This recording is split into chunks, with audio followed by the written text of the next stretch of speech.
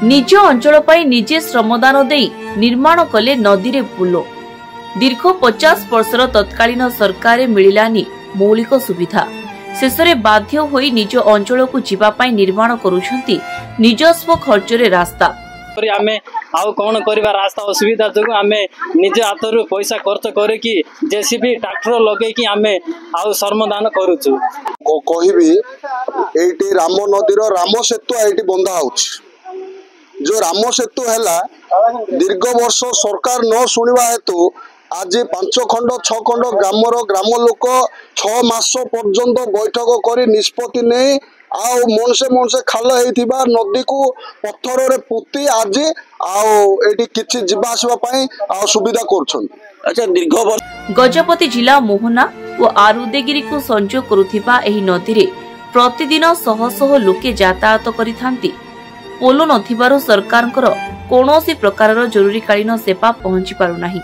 तेणु पोलो निर्माण करिबा पई अंचलवासी सरकार को बारंबार गुहारी जणाई आसुथिले भी शेषरे कोनोसी सुफल पाई पार नाहांती।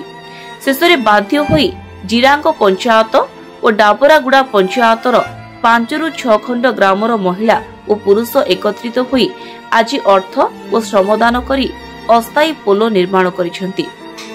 मोहनारू अंशुमान पंडांक रिपोर्ट, स्वास्तिक न्यूज।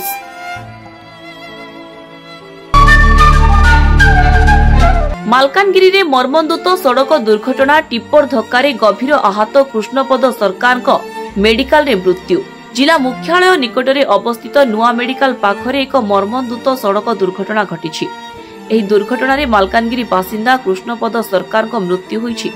स्थानीय सूचना अनुसार कृष्णपद सरकार निज घरु कामरे बाहरिपा समय टी जंक्शन ठारू एनएच को बाहरुथिले। एही समय कालीमेला पटु आसुथिबा एक मालबाही टिप्पर तांकु धक्का देइथिला। धक्का सहित से गाड़ी चक्का तळे पड़ी जाइथिले। गाड़ीटी तांको पेट उपरे चढ़ी जाइथिला। स्थानीय लोकमानक सहयोग रे आहत अवस्था तांकु तुरंत मालकानगिरी मेडिकल को निया जाइथिला, किंतु सेठारे डाक्टर तांको मृत घोषणा करिसेंती। पुलिस घटनास्थल रे पहुंची तदंत करुछि।